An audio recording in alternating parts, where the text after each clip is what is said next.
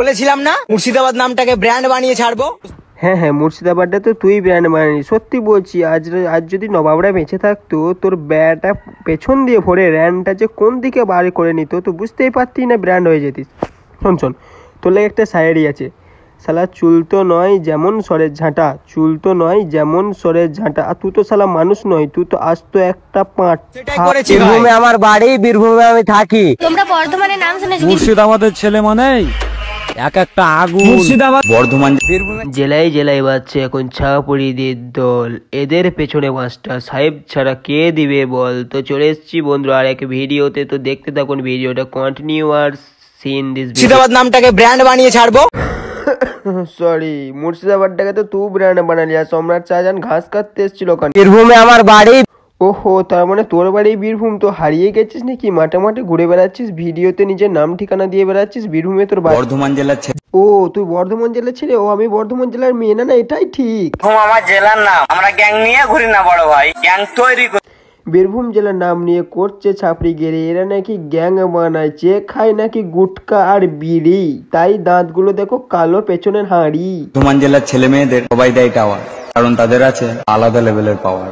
না না, তুই তো 11,000 ভোল্টেজের তার, তোর তো পাওয়ার থাকবে। মোবাইলে যেমনি চার্জ দেওয়ার জন্য পিছু আড়াতে গুঞ্জে দেয়, তোকেও কোনদিন দেবী পিছু আড়াতে গুঞ্জে নেবে, সেই জন্যই তোর দিকে টাওয়ার দেখাচ্ছে। তুই শালা বুঝিস না তো কি করবে, বোকাচোদা আদমি শালা। হচ্ছে আইফোন যেরকম আলাদা চার্জার দিয়ে চার্জ হয় না, আমরা মালদার ছেলে বস, আমরা কোনো বালচাল মেয়ের সঙ্গে কানেক্ট হয় না।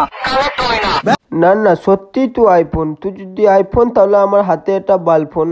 আরে বোকাচোদা আদমি, তুই যদি আইফোন হতিস তাহলে তোর মুখটা বেঁকিয়ে দিতাম দুটা কাছাড়ে। আর তুই কি বললি পেছনেরটা যে তুই কারোর সাথে অ্যাটাচ হস না, বোকাচোদা। তোর মুখ দেখে বল কেউ তোর সাথে অ্যাটাচ হয় না রে বোকাচোদা। মুর্শিদাবাদকে নিয়ে ভিডিও বানায় বলে কিছু মানুষের খুব চলে, তাই তো মুর্শিদাবাদ সবসময় ট্রেন্ডিং এ চলে।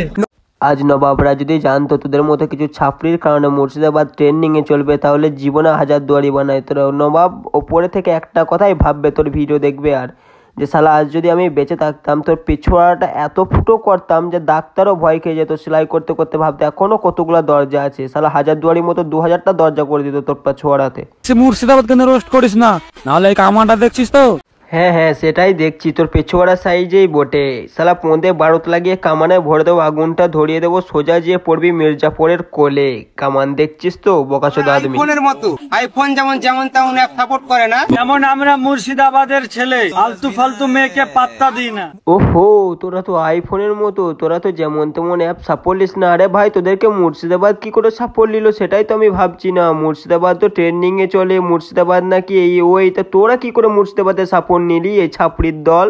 মুর্শিদাবাদের ছেলে বস, আর মুর্শিদাবাদের ছেলে মানে ও, তাহলে তুই সেই বাঘ যেটা সুন্দরবনে খুঁজে বেড়াচ্ছে? আবে তুই বাঘ নয়, তুই কাঠ। দেখ গেঞ্জিটা, তোর শরীর ছাড়া গেঞ্জির জেনে থাকুন, একটু জেনে রাখুন, মুর্শিদাবাদের ছেলে মানে এক একটা আগুন।